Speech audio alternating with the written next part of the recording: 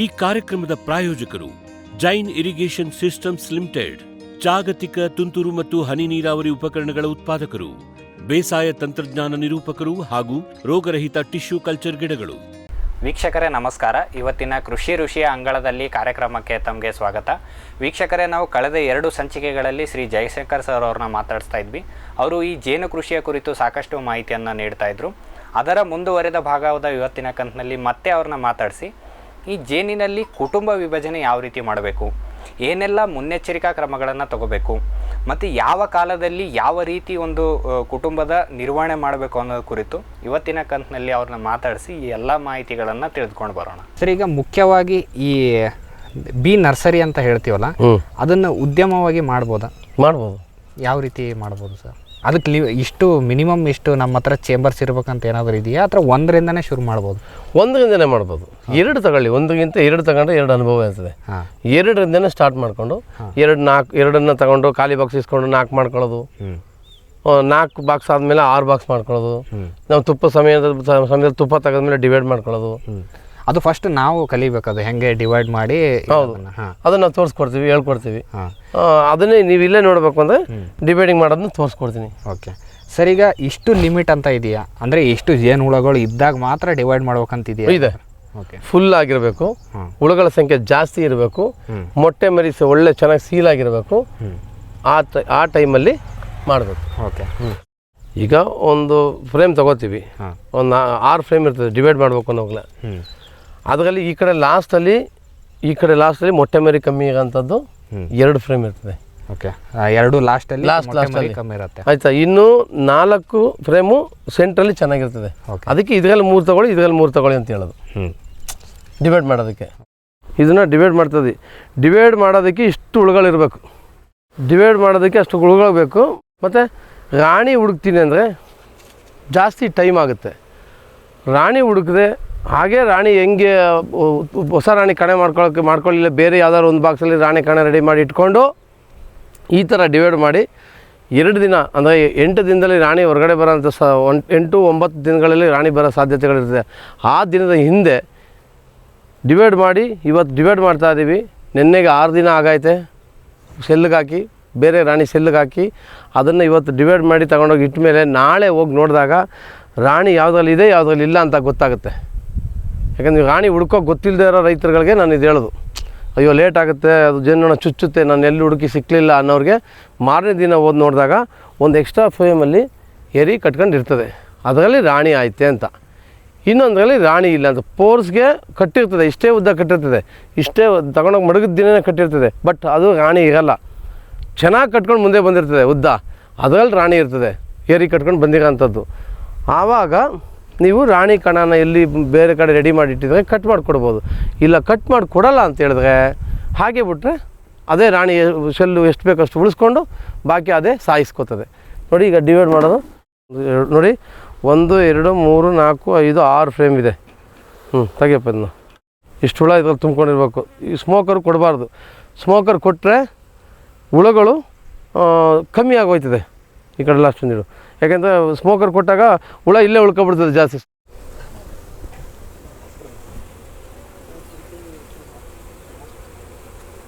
ಆಯಿತಾ? ಈಗ ನಾವು ರಾಣಿನೇ ನೋಡಲಿಲ್ಲ, ರಾಣಿನೇ ನಾವು ನೋಡಲಿಲ್ಲ. ಹುಳ ಯಾವುದ್ರಲ್ಲೊಂದು ಕಡಿಮೆ ಇತ್ತು, ಇವು ಸ್ಮೋಕರ್ ಕೊಡೋದು ಜಾಸ್ತಿ ಇತ್ತು. ಆವಾಗ ಹುಳನೂ ಅಷ್ಟೇ ನೀವು ಕೈಯಿಂದನೇ ಎತ್ಬೋದು, ಏನು ಮಾಡಲ್ಲ. ನೋಡಿ, ಅದಕ್ಕೆ ತೋರಿಸ್ಕೊಡ್ತೀನಿ. ಈಗ ಹುಳ ಇಲ್ಲಿ ಜಾಸ್ತಿ ಬೇಕು ನನಗೆ, ಆ ಬಾಕ್ಸಲ್ಲಿ ಇಲ್ಲ. ಈ ಥರ ಹುಳ ತಗೊಂಡು ಈ ಥರ ಇದಕ್ಕೂ ಕೂಡ ಬಿಟ್ಕೋಬೋದು. ಆಯ್ತಲ್ಲ? ಈಗ ಅದಕ್ಕೆ 3 ಫ್ರೇಮ್ ಆಯಿತು, ಇದಕ್ಕೆ 3 ಫ್ರೇಮ್ ಆಯಿತು. ಇದಕ್ಕೆ 3 ಫ್ರೇಮ್ ಖಾಲಿ ಫ್ರೇಮ್ ಹಾಕಪ್ಪ ಖಾಲಿ ಫ್ರೇಮ್ ಹಾಕು. ಈ ಖಾಲಿ ಫ್ರೇಮ್ ಹಾಕಿದಾಗ ಈ ಪಕ್ಕದಲ್ಲಿ ಇದನ್ನು ಒಂದಕ್ಕೊಂದು ಟಚ್ ಆಗಿರಬೇಕು. ಆವಾಗಲೇ ಅದು ಮತ್ತೆ ಬೆಳ್ಕೊಂಡು ಬರೋದು ಗೊತ್ತಾಗ. ದೂರ ಇತ್ತು ಅಂದರೆ ರಾಣಿನೇ ಇದ್ದರೂ ಕೂಡ ಅದರಲ್ಲಿ ಬೆಳ್ಕೊಂಡು ಬರೋಲ್ಲ, ಒಂದಕ್ಕೊಂದು ಟಚ್ ಆಗಿರಬೇಕು. ಇದು 3 ಫ್ರೇಮ್ ಆಯಿತು. ಆಟೋಮೆಟಿಕ್ಕಾಗಿ ನೀವು ಡಿವೈಡ್ ಮಾಡಿದ್ರೆ ಈಗ ಇದೇ ಬೆಳ್ಕೊಂಡು ಬರ್ತದೆ. ಇದಕ್ಕೆ ಕೊಟ್ಟ ಮೇಲೆ ರಾಣಿ ಇದೆಯೋ ಅಲ್ವೋ ನೋಡ್ಬೇಕು ಅನ್ನೋ ಅಂದರೆ ಅಲ್ಲಿ ಗೊತ್ತಾಗೋವರೆಗೂ ಸಕ್ಕರೆ ನೀರನ್ನ ಕಡಿಮೆ ಕೊಡಬೇಕು. ಸಕ್ಕರೆ ನೀರನ್ನ ಒಂದು 100 ಗ್ರಾಮ್ ಅಷ್ಟೇ ಕೊಡಬೇಕು. ಯಾಕೆಂದರೆ ಸಕ್ಕರೆ ನೀರನ್ನೇ ತಗೊಂಡೋಗಿ ಮೊಟ್ಟೆ ಮರಿ ಹಾಕೋ ಜಾಗದಲ್ಲಿ ಮಾಡಿಬಿಡ್ತದೆ, ಇಟ್ಕೊಬಿಡ್ತದೆ. ಅದರಿಂದ ಇದು ಸಕ್ಕರೆ ನೀರನ್ನ ಕಡಿಮೆ ಕೊಡಬೇಕು. ಹುಳುಗಳ ಸಂಖ್ಯೆ ಆಗಿ ರಾಣಿ ಆಚೆ ಬಂದು ಜಾಸ್ತಿ ಆದಮೇಲೆ ಸಕ್ಕರೆ ನೀರು ಜಾಸ್ತಿ ಕೊಡಬೇಕು. 2 ವಿಧ ಮಾಡ್ಕೋಬೇಕು. ರಾಣಿ ಸೆಲ್ ಹಾಕಿದಾಗ ಮಾತ್ರ 100 ಗ್ರಾಮು ಅದು ಅಕಸ್ಮಾತ್ ಕುಡಿದ್ಬಿಟ್ಟು ಹೋಗೋಂಥ ಚಾನ್ಸು ಇರ್ತವೆ. 1-2 ಫೇಲ್ ಆದಾಗ ಆ ಥರ ಚಾನ್ಸು ಇರ್ತದೆ. ಅದರಿಂದ ಕಡಿಮೆ ಸಕ್ಕರೆ ನೀರು ಕೊಟ್ಕೊಳ್ಳಿ. ಇದಾಯ್ತಲ್ಲ, ಈಗ ಇದನ್ನು ಮುಚ್ತಾ ಇದ್ದೀವಿ. ಮುಚ್ಚಿದ ಮೇಲೆ ಮಸ್ಟ್ ಡಿವೈಡ್ ಆಗಿರೋಂಥ ತೋರಿಸ್ತೀನಿ ನೋಡಿ. ಇದು 3 ಫ್ರೇಮ್. ಇದನ್ನು ಅಷ್ಟೇ ಟೈಟಾಗಿ ಈ ಥರ ಇಟ್ಕೋಬೇಕು. ಇದು ISI ಬಾಕ್ಸು. ನಾವು ಇದರಲ್ಲಿ ಈಗ ಡಿವೈಡ್ ಮಾಡಿ 2ಕ್ಕೂ ಸೇರೋ ಥರ ಮಾಡಿ ಇಟ್ಟಿದ್ದೀವಿ, ಆಯಿತಾ. ಈಗ ಇದನ್ನು ಮುಚ್ಚಿಬಿಟ್ಟು ನೋಡಿ, ಇದನ್ನು ಹೋಲ್ ಮುಚ್ತಾ ಇದ್ದೀವಿ. ಈಗ ಹೋಲ್ ಮುಚ್ಕೊಂಡು ಈಗ ಹೋಲ್ ಮುಚ್ಚಾಯಿತು.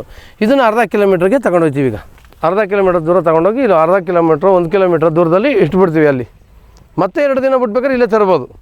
ಈಗ ಇದು ಏನಂದರೆ, ಈಗಾಗಲೇ ಫೌಂಡೇಶನ್ ಸೀಟ್ ಬುಡ್ಚಂಬರಿಂದ ಕಟ್ ಮಾಡಿ ಕೊಟ್ಟನಲ್ಲ, ಅದು ಫುಲ್ಲಾಗಿ ಹನಿ ಬಂದಿರೋ ಅಂಥ ಬಾಕ್ಸು.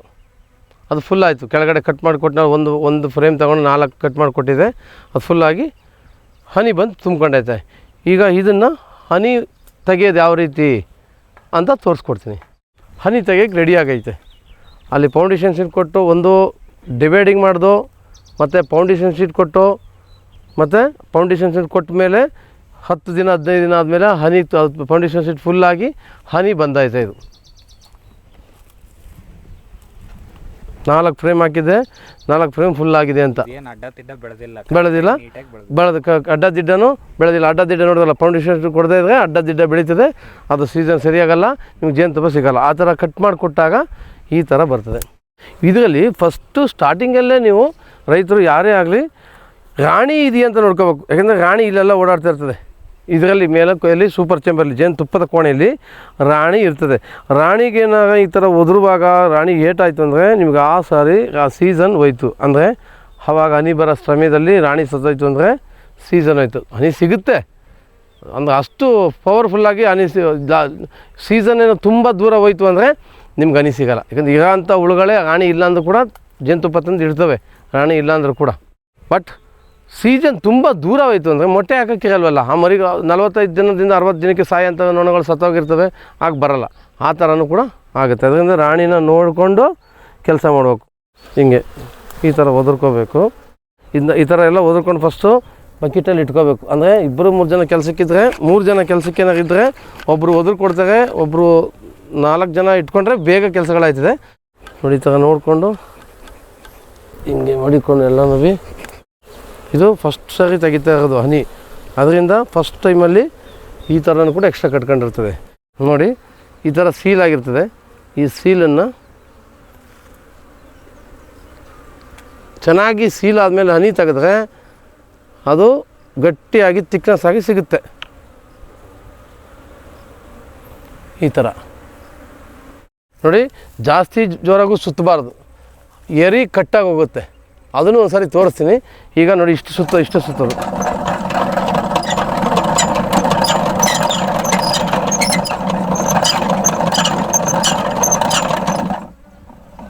ಇಷ್ಟಾಯಿತು, ಹನಿ ಎಲ್ಲ ಬಿದ್ದಾಯಿತು. ಈಗ ತುಪ್ಪ ತೆಗೆದಿರೋಂಥದ್ದು ಕೈಯಲ್ಲಿ ಹಿಂಡ್ಬಿಟ್ಟಿದ್ರೆ ನಿಮಗೆ ಪುನಃ ಇದಾಗಬೇಕು ಅಂದರೆ 2 ತಿಂಗಳ 3 ತಿಂಗಳೇ ಬೇಕು. ಈಗ ಇಲ್ಲಿ ಹಾಕ್ತಾಯಿದ್ದೀನಿ. ಸೀಸನ್ ಚೆನ್ನಾಗಿತ್ತು ಅಂದರೆ ಇವತ್ತು 8 ದಿನಕ್ಕೂ ಕೂಡ ಜೇನುತುಪ್ಪ ಬರ್ಬೋದು. ಏರಿಯಾ ಮೇಲೆ ಡಿಪೆಂಡ್ ಆಗಿ 15 ದಿನಕ್ಕೆ ಬರ್ಬೋದು, ತಿಂಗಳಿಗೆ ಬರ್ಬೋದು, ತಿಂಗಳಿಗೊಮ್ಮೆ ಕೂಡ ತೆಗಿಬೋದು. ಈ ಥರ ಇರ್ತದೆ. ಇಂದ 3 kg ಇರ್ಬೋದು ಅನ್ಕೋತೀನಿ, ಅಪ್ರಾಕ್ಸಿಮೇಟ್ 3 kg. ವ್ಯಾಕ್ಸ್ ಒಂದು 200 ಗ್ರಾಮು ಸಿಗ್ಬೋದು ಕರಗಿಸಿದಾಗ.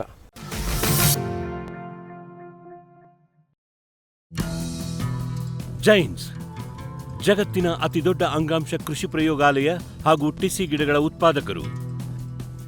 ಸಮೃದ್ಧ ಇಳುವರಿಗೆ ಜೈನ್ ಜೀನೇನ್, ಯಾಲಕ್ಕಿ, ನೇಂದ್ರನ್ ಹಾಗೂ ಕೆಂಪು ಬಾಳೆ ಸಸಿಗಳು, ದಾಳಿಂಬೆ, ಭಗವತಳಿಯ ರೋಗಮುಕ್ತ ಸಸಿಗಳು, ಲಕ್ನೋ 49 ಪೇರಳೆ, ಸ್ಟ್ರಾಬೆರಿ ಇತ್ಯಾದಿ ಗಿಡಗಳು ಯೋಗ್ಯ ಬೆಲೆಯಲ್ಲಿ.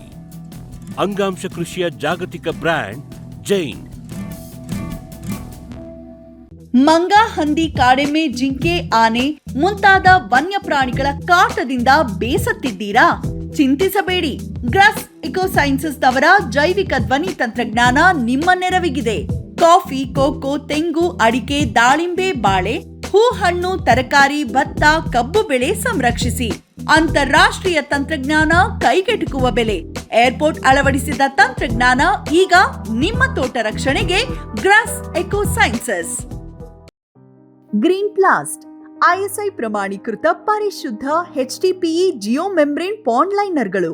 ಕೃಷಿ ಹೊಂಡ, ಕೆರೆ, ಕಾಲುವೆ, ಮೀನುಕೊಳ, ಸ್ಪಿರುಲಿನಾ ಹೊಂಡಗಳಿಗೆ ಬೇಕಾದ ಆಕಾರ ಮತ್ತು ವಿಸ್ತೀರ್ಣಗಳಲ್ಲಿ ಸರ್ಕಾರದ ಸಬ್ಸಿಡಿ ಯೋಜನೆಯಡಿ ಲಭ್ಯ.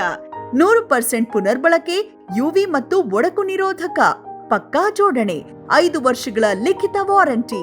Green Plast. Megha Solar Energy Solutions. ಸುಲಭ ಲಭ್ಯ, ಕೈಗೆಟುಕುವ, ಸ್ವತಂತ್ರ, ಸುಸ್ಥಿರ ಭವಿಷ್ಯದ ಗ್ರೀನ್ ಎನರ್ಜಿ ಉಪಾಯ. ನಿರಂತರ ಉಚಿತ ನೀರಾವರಿಗೆ Megha solar pump set, roof top solar, solar CC camera ಮತ್ತು ಸೋಲಾರ್ ಬೀದಿ ದೀಪಗಳು, ಡ್ರಿಪ್, ಸ್ಪ್ರಿಂಕ್ಲರ್, ಇರಿಗೇಷನ್ ಮತ್ತು ಫರ್ಟಿಗೇಷನ್ ಆಟೋಮೇಷನ್. ತೋಟಗಾರಿಕೆ, ಕ್ರೆಡಲ್ ಹಾಗೂ ಸೂರ್ಯಘರ್ ಸಬ್ಸಿಡಿ ಯೋಜನೆಯಡಿ ಅಂಗೀಕೃತ. ಮೇಘಾ ಆಗ್ರೋಟೆಕ್. ಸಮೃದ್ಧ ಸಾವಯವ ಗೊಬ್ಬರ, MSGP ಮತ್ತು KCDC ಉತ್ಪಾದನೆ, ಫಾರ್ಮ್ ಟಿವಿಯಿಂದ ಸರಬರಾಜು. ಅತಿ ಕಡಿಮೆ ಬೆಲೆಗೆ ಅತ್ಯುತ್ತಮ ಗೊಬ್ಬರ. ಇಲ್ಲ ಭಾರಲೋಹ, ಕೃಷಿ ವಿಶ್ವವಿದ್ಯಾಲಯದಿಂದ ಪರೀಕ್ಷಿತ. ಸಾವಯವ ಇಂಗಾಲ, NPK, PH, EC ಎಲ್ಲ ನಿಗದಿತ ಮಿತಿಯಲ್ಲಿ. ಅಡಿಕೆ, ತೆಂಗು, ಬಾಳೆ, ಕಾಫಿ, ದಾಳಿಂಬೆ, ದ್ರಾಕ್ಷಿ, ಕಬ್ಬು, ಭತ್ತ, ಜೋಳ, ಹತ್ತಿ ಹೀಗೆ ಎಲ್ಲಾ ಬೆಳೆಗಳಿಗೂ ಪ್ರಶಸ್ತ. ಜೀವಂತ ಮಣ್ಣು, ಸಮೃದ್ಧ ಬೆಳೆ. ಅತ್ಯಧಿಕ ಲಾಭಕ್ಕೆ ಬಳಸಿ ಸಿಟಿ ಕಾಂಪೋಸ್ಟ್.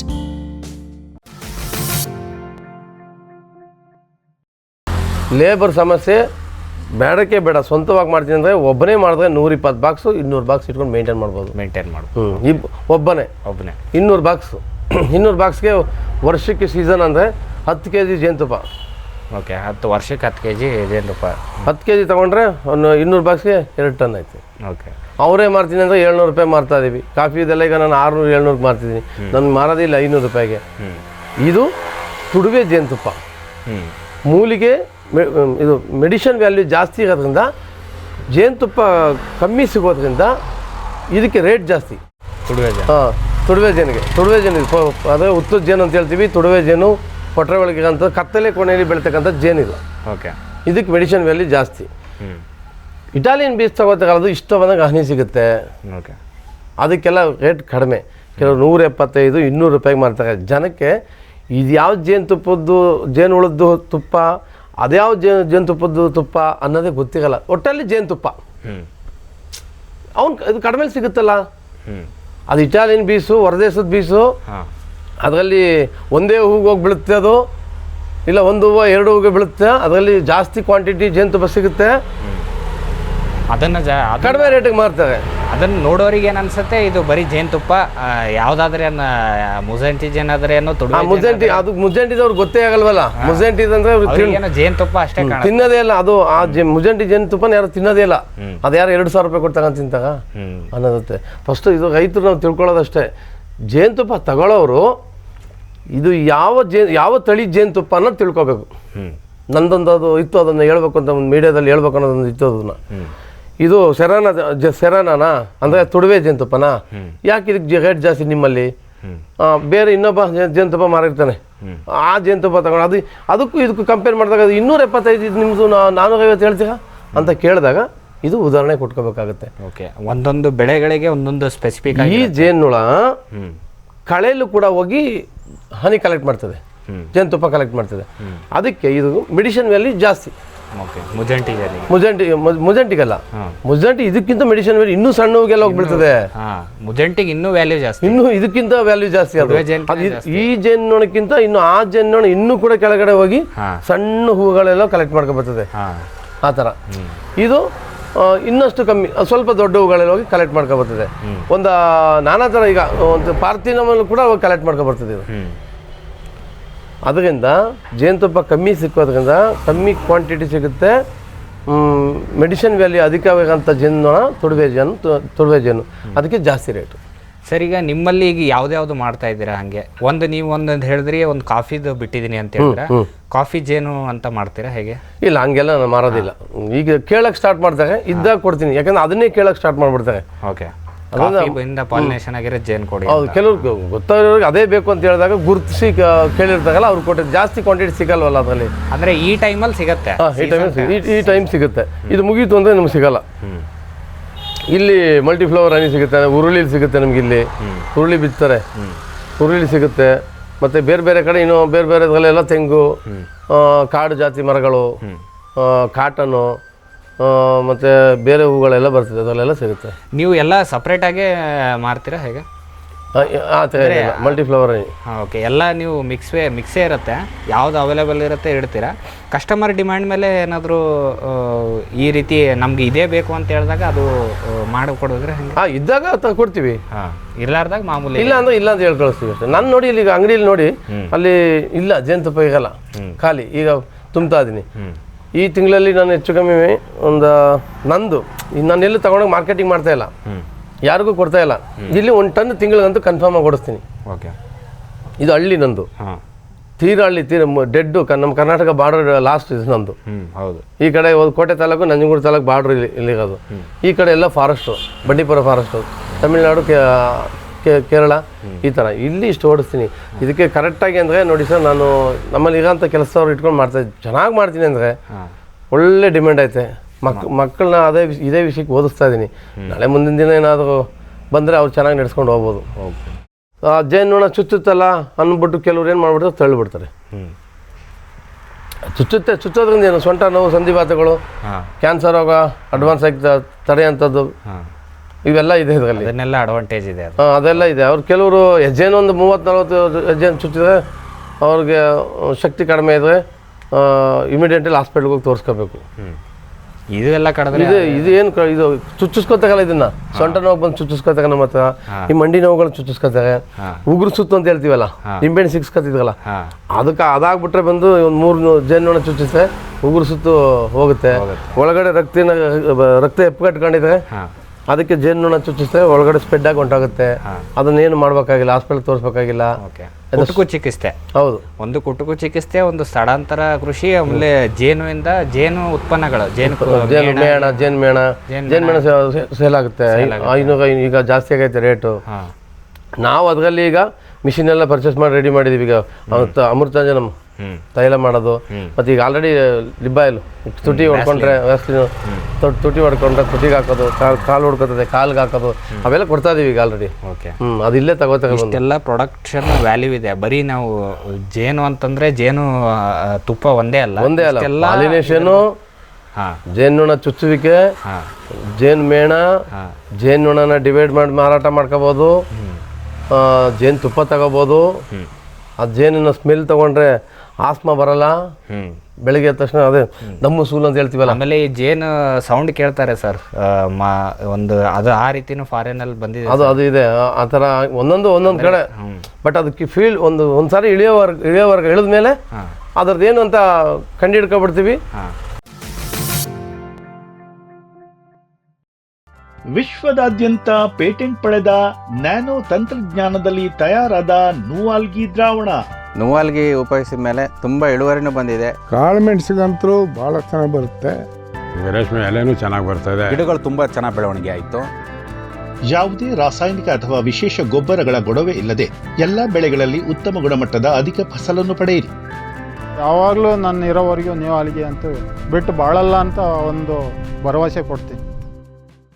ಬ್ಯಾರಿಕ್ ಸೆಂಟರ್ ಫೆರ್ಮೋನ್ ಟ್ರಾಪ್ಸ್ನೊಂದಿಗೆ ರೇನೋಸಾರಸ್ ದುಂಬಿ ಮತ್ತು ಕೆಂಪು ಮೂತಿ ಹುಳುಗಳಿಂದ ತೆಂಗು, ತಾಳೆ, ಅಡಿಕೆ ಮರಗಳ ಸಂರಕ್ಷಣೆ, ತರಕಾರಿ ಮತ್ತು ಹಣ್ಣಿನ ಬೆಳೆಗಳಲ್ಲಿ ಹಣ್ಣಿನ ನೊಣಗಳ ನಿಯಂತ್ರಣಕ್ಕೆ ಬ್ಯಾರಿಕ್ ಸ್ಕ್ಯಾಚ್ ಫ್ರೂಟ್ ಫ್ಲೈ ಹಾಗೂ ವೆಜಿಟೇಬಲ್ ಫ್ಲೈ ಟ್ರ್ಯಾಪ್, ರಸ ಹೀರುವ ಕೀಟಗಳನ್ನು ಹಿಡಿಯಲು ಬಣ್ಣದ ಕ್ರೋಮ್ಯಾಟಿಕ್ ಸ್ಟಿಕ್ಕಿ ಟ್ರ್ಯಾಪ್ಸ್, ಪೇಟೆಂಟ್ ಹೊಂದಿದ ತಂತ್ರಜ್ಞಾನ, ದೀರ್ಘಕಾಲದವರೆಗೂ ಬಾಳಿಕೆ, ಕೀಟನಾಶಕಗಳಿಗೆ ಪರ್ಯಾಯ, ಪರಿಸರಕ್ಕೆ ಪೂರಕ, ಸುಸ್ಥಿರ ಸಾವಯವ ಕೃಷಿಗಾಗಿ ಬ್ಯಾರಿಕ್ಸ್.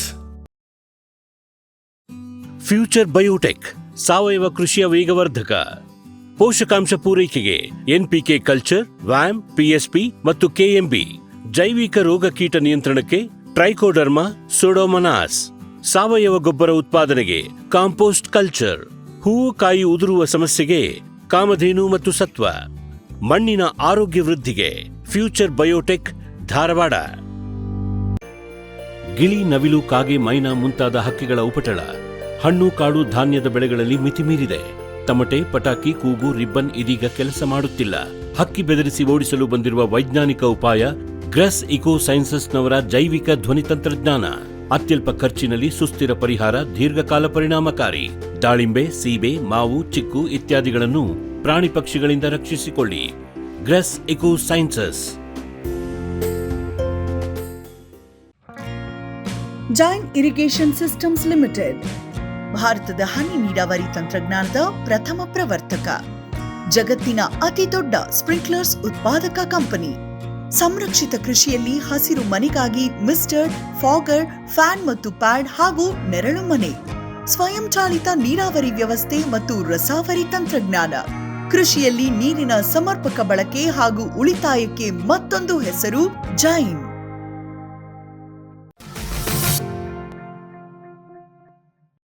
ಸರ್, ಈಗ ಸ್ಥಳಾಂತರ ಕೃಷಿ ಮಾಡ್ತೀವಿ ಅಂತ ಹೇಳಿದ್ರೆ ಅಥವಾ ಈ ಬಿ ನರ್ಸರಿ ಮಾಡ್ತೀವಿ ಅಂತ ಹೇಳಿದ್ರೆ ಅದರಲ್ಲಿ ಯಾವ ರೀತಿ ಲಾಭ ನೋಡ್ಬೋದು ಸರ್?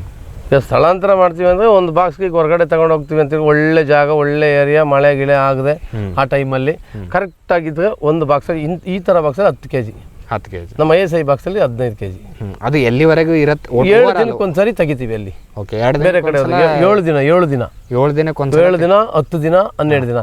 ಇಲ್ಲೆಲ್ಲ 15 ದಿನ, ತಿಂಗಳಿಗೊಮ್ಮೆ ಇಲ್ಲಿ ತೆಗಿತೀವಿ. ಇಲ್ಲಿ ವರ್ಷಕ್ಕೆ 8 ಸಾರಿ ತೆಗೆದು ಬಿಡ್ತೀವಿ. 15 kgನೇ ಸಿಕ್ತು ಅಂತ ಇಟ್ಕೊಳ್ಳೋಣ, ಬೇಡ ಮ್ಯಾಕ್ಸಿಮಮ್ ಒಂದು ಬಾಕ್ಸಲ್ಲಿ 10 kg ನನಗೆ ಓವರಾಲ್ ಸೀಸನಲ್ಲಿ, ಒಂದು ಸೀಸನ್ಗೆ 10 kgಗೆ ನಾವು ಇಲ್ಲಿ ಮನೆ ಹತ್ರ 500 ರೂಪಾಯಿಗೆ ಮಾರ್ತಾ ಇದೀವಿ.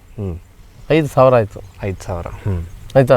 ಅದರಲ್ಲಿ ಆಳು ಇವೆಲ್ಲ ಕೆಲಸಗಳನ್ನೆಲ್ಲ ಕಳಿದ್ವಿ. ಒಂದು ಬಾಕ್ಸಲ್ಲಿ 5,000 2,000 ಹೋಗಲಿ. ಓಕೆ, 2 ವರ್ಷ ಅರ್ಧನೇ ಹೋಗಲಿ, ಅರ್ಧ ಉಳ್ಕೊಂತು. ಜೊತೆಗೆ ಜೇನುನೊಣ ಡಿವೈಡ್ ಮಾಡ್ತೀವಿ. ಓಕೆ, ಅದೊಂದು ಲಾಭ. ಜೇನುನೊಣ ಡಿವೈಡ್ ಮಾಡಿ ಅದು 2,000 ರೂಪಾಯಿಗೆ ಜೇನುನೊಣ ಒಂದು ಬಾಕ್ಸ್ ಮಾಡ್ತೀವಿ. ಓಕೆ, ಬಾಕ್ಸ್ ಸಮೇತನೇ ಎಲ್ಲ ಕೊಡ್ತೀವಿ. ಹುಳ ಸಮೇತ, ಬರೀ ಹುಳ ಮಾತ್ರ 2,000 ರೂಪಾಯಿ. 4 ಫ್ರೇಮ್ಗೆ 4 ಫ್ರೇಮ್ ಉಳಿದು 2,000 ರೂಪಾಯಿಗೆ ಹುಳ ಮಾರ್ತೀವಿ. ಜೇನು ಮೇಣ ಸಿಗುತ್ತೆ.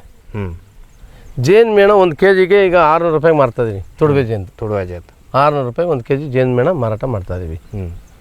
ಮತ್ತು ಅದು ಒಂದು 40-50 ಬಾಕ್ಸ್ಗೆ 1 kg ಆಗುತ್ತೆ ಜೇನು ಮೇಣ. ಮೇಲೆ ಉತ್ತು ಥರ ಬೆಳ್ಕೊಂಡಿರ್ತದೆ. ಈ ಥರ ಇತ್ತೀಚೆಗೆ ಹನಿ ಕೇಕ್ ತಗೊಳಕ್ಕೆ ಬರ್ತಾರೆ. ಕೇಕ್ ಜೇನು ಮೇಣದ ಸಮೇತ ಹನಿ ಬೇಕು ಅವ್ರಿಗೆ. ಓಕೆ, ಹನಿನೂ ಇರಬೇಕು, ಇದನ್ನೂ ಇರಬೇಕು. ಹಂಗೆ ಕೇಕ್ ಸಮೇತ ತಿನ್ನೋರು ಬಂದ್ಬಿಟ್ಟಾಗ ಈಗ ಅದು 1,000 1 kg ಮಾರ್ತೀವಿ. ಓಕೆ, ಯಾಕೆಂದ್ರೆ ಅದು ಕೇಕ್ ಸಮೇತ ಮಾರ್ಬಿಡ್ತೀವಲ್ಲ, ಮತ್ತೆ ಹನಿ ಸಿಗೋದು ನಮ್ಗೆ ಲೇಟ್ ಆಗುತ್ತೆ. ಅದು 1,000 kgಗೆ ಕೇಕ್ ಮಾರ್ಕೋತೀವಿ. ಹಂಗೂ ಇದೆ. ಸರ್, ಓವರಾಲ್ ಆಗಿ ಒಂದು ಸೀಸನಲ್ಲಿ ನಾವು ಎಷ್ಟು ಮಾಡ್ಬೋದು ಸರ್? ಎಷ್ಟು ಪೆಟ್ಟಿಗೆ ಇಟ್ಕೊಂಡು ಎಷ್ಟು ಮಾಡ್ಬೋದು? ಒಬ್ಬರು ಸರಾಸರಿ 200 ಬಾಕ್ಸ್ ಮಾಡ್ಬೋದು. 200 ಬಾಕ್ಸ್ ಮಾಡಿದ್ರೆ ಲೆಕ್ಕ ಹಾಕೊಳ್ಳಿ, ಅವ್ರಿಗೆ 10 ಲಕ್ಷದಲ್ಲಿ 5 ಲಕ್ಷ ಖರ್ಚು ಹೋಯ್ತು, ಇನ್ನು 5 ಲಕ್ಷ ಉಳಿತು. ಓಕೆ, ಒಂದು ಸೀಸನಲ್ಲಿ ಅಥವಾ ಒಂದು ವರ್ಷದಲ್ಲಿ 5 ಲಕ್ಷ ಅವ್ರಿಗೆ ಸಂಬಳ ಲೆಕ್ಕ ಹಾಕೊಳ್ಳಿ ಇಷ್ಟಾಗಿರ್ಬೋದು ಅಂತ. ಹೌದು, ವ್ಯಾಕ್ಸ್ ಸಪ್ರೇಟಾಗಿ ಬಂದಿರ್ತದೆ. ವ್ಯಾಕ್ಸ್ ಬಿಡಿ, ಖರ್ಚು ಬೇಡ. 5 ಲಕ್ಷನೇ ಇರಲಿ. ಓಕೆ, 5 ಲಕ್ಷನೇ ಇರಲಿ, ಜಾಸ್ತಿ ಬೇಡ. 5 ಲಕ್ಷದಲ್ಲಿ ಅವ್ರಿಗೆ ತಿಂಗಳಿಗೆ 30,000 ಅಂದರೆ 3 ಲಕ್ಷ ಆಯಿತು. 45,000 ಸಂಬಳ ಏನೋ ಬೀಳುತ್ತೆ ಅವ್ರಿಗೆ. ಅದು ನೀವು ನಿಮ್ಮ ಸ್ವಂತದಾಗಿ ಮಾಡ್ಕೊಂಡ್ರೆ 45,000 ಬರ್ತಾ ಇದೆ. ಅದೇನು ಫುಲ್ ಕೆಲಸನೇ ಆಗಲ್ಲ. ವಾರದಲ್ಲಿ 2 ದಿನ ರಜಾ ಹಾಕ. ಅದು ನೀವು ಒಬ್ಬರದ್ದು ಹೇಳ್ತಾ ಇರೋದು. ಒಬ್ಬರು ಇನ್ನೊಂದು 3 ಜನ ಆಳ್ನ ಇಟ್ಕೊಂಡು ಕರೆಕ್ಟಾಗಿ ಮಾಡಿದ್ನಿ ಅಂದ್ರೆ ಎಷ್ಟು ಬೇಕಾದರೂ ಮಾಡ್ಬೋದು. ಈಗ ನಮ್ಮಲ್ಲಿ ಇವಾಗ 2-3 ಮಾಡೋರು ಬಂದವ್ರು ಅಷ್ಟೇ. ನೀವೆಲ್ಲ ಇದ್ದಾಗ ಎಲ್ಲ ಅವಾಗ ಹಳಿದು ಆಯ್ತಾ. ಇವಾಗ ನಾವು ಹಳೆದಿದ್ದಾಗ ಜನಸಂಖ್ಯೆ ಜಾಸ್ತಿ ಇದ್ದಾಗ ನೋಡಿ, ಈಗ ಕನ್ಯಾಕುಮಾರಿ ಬೇರೆ ರಾಜ್ಯದಲ್ಲಿ ಒಬ್ಬೊಬ್ಬರು 30 ಜನ ಇಟ್ಕೊಂಡು 5,000 ಬಾಕ್ಸ್ ಇಟ್ಕೊಂಡವರೆಲ್ಲ ಇದ್ದಾರೆ. ಎಲ್ಲ ರಬ್ಬರಲ್ಲಿ ಇಡೋರು. ಮತ್ತೆ ಈ ಕಡೆ ಬರ್ತಾರೆ 5,000-6,000 ಬಾಕ್ಸ್ ಇಟ್ಕೊಂಡವರು. ಅವ್ರು ಬೇಕಾದಷ್ಟು ಜನ ಅವರೇ. ಕನ್ಯಾಕುಮಾರಿ ಜನ ಪೂರ್ತಿ ಕೇರಳದಲ್ಲಿ ಎಲ್ಲ ಕಡೆ ರಬ್ಬರ್ ಎಸ್ಟೇಟ್ ಇಟ್ಟವ್ರೆ. ಅದು ಮುಗಿದ ಮೇಲೆ ತಿರ್ಚಂಗೂಡು ಅಂತ ತಮಿಳ್ನಾಡು ಆ ಕಡೆ ಬಾರ್ಡ್ರಲ್ಲಿ ಇಡ್ತಾರೆ. ಅಲ್ಲಿ ಎಲ್ಲ ನುಗ್ಗೆ ಗಿಡಕ್ಕೆ ಇಟ್ಕೊಂಡವ್ರೆ. ನುಗ್ಗೆ ಹನಿನ 700 ರೂಪಾಯಿ ಮಾರ್ತಾವ್ರೆ ಅವರೇ. ಅಷ್ಟೊಂದು ವ್ಯಾಲ್ಯೂ ಐತೆ ಅದಕ್ಕೆಲ್ಲ. ಬಟ್ ಅದು ಜನಕ್ಕೆ ಗೊತ್ತು ಬಂದಿಲ್ಲ ಅಷ್ಟೇ. ಈಗ ಮಾಡೋರು 2 ಬಾಕ್ಸ್ 4 ಬಾಕ್ಸ್ ಇಟ್ಕೊಂಡವ್ರು ಯೂಟ್ಯೂಬ್ ಹಾಕಿರ್ತಾಗ ನಂದು ಬಾಕ್ಸ್ ಇದೆ 4 ಬಾಕ್ಸ್ ಇದೆ ಅಂತ ಅವ್ರ ಅನುಭವ ಪಡ್ಕೋತಾ ಇರ್ತಾರೆ. ಅದೇ ಒಂದು ಅವ್ರಿಗೊಂದು ಒಳ್ಳೆಯದೇ. ಅವ್ರು 4 ಬಾಕ್ಸ್ ಮಡಗಿದವರು ನಾವು ಮಾಡ್ತಾ ಇದೀವಿ ಅಂತ ಹೇಳಿದ್ರೆ ಅದು ಅವ್ರಿಗೆ ನಾಳೆ ಅದೇ ಒಂದು ಬೆಳೆಯೋಕ್ಕೆ ಒಂದು ದಾರಿ ಅವ್ರಿಗಾಯ್ತು. ನಾವು ಹಾಕಿದ್ದೀವಿ ನಿಜ ತೋರಿಸ್ಬೇಕು ಮಾಡ್ಬೇಕಂತ ಅವ್ರಿಗೆ ಅನುಭವ ಬಂದ್ಬಿಟ್ಟಿರ್ತದೆ. ಅವರು ಕೃಷಿಕರೇ ಈಗ ನಮಗೆ. ಓಕೆ. ಈಗ 100 ಬಾಕ್ಸ್ ಮಾಡೋದೇನೆ ಕೃಷಿಕ ಅನ್ನೋದಲ್ಲ. 4 ಬಾಕ್ಸ್ ಮಾಡಿರೋ ಆ ಪಕ್ಕದಲ್ಲಿ ಒಂದು 50 ಕಿಲೋಮೀಟರ್ ಸರೌಂಡಿಂಗ್ಗೆ ಒಂದಷ್ಟು ಜನ ಕೇಳಿರ್ತಾರೆ, ಅವರು ಒಂದಷ್ಟು ಜನ ತಗೋತಾರೆ.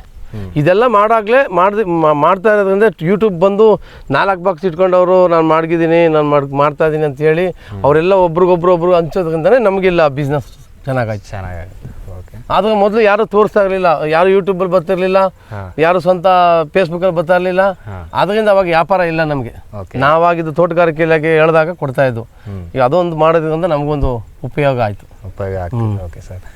ಸರ್, ನೀವು ಇಷ್ಟೊತ್ತು ನಮಗೆ ಈ ಸ್ಥಳಾಂತರ ಜೇನು ಕೃಷಿ ಮತ್ತು ಈ ಬಿ ನರ್ಸರಿಯ ಕುರಿತು ಸಾಕಷ್ಟು ಮಾಹಿತಿಯನ್ನು ಕೊಟ್ಟರೆ, ಇದನ್ನೆಲ್ಲ ಯಾವ ರೀತಿ ಮಾಡಬೇಕು ಮತ್ತು ಇದರಲ್ಲಿ ಏನು ಆರ್ಥಿಕತೆ ಏನು ಇದೆ ಅನ್ನೋದು ಕುರಿತು ಸಾಕಷ್ಟು ಮಾಹಿತಿಯನ್ನು ನಮ್ಮೊಂದಿಗೆ ಹಂಚಿಕೊಂಡ್ರಿ.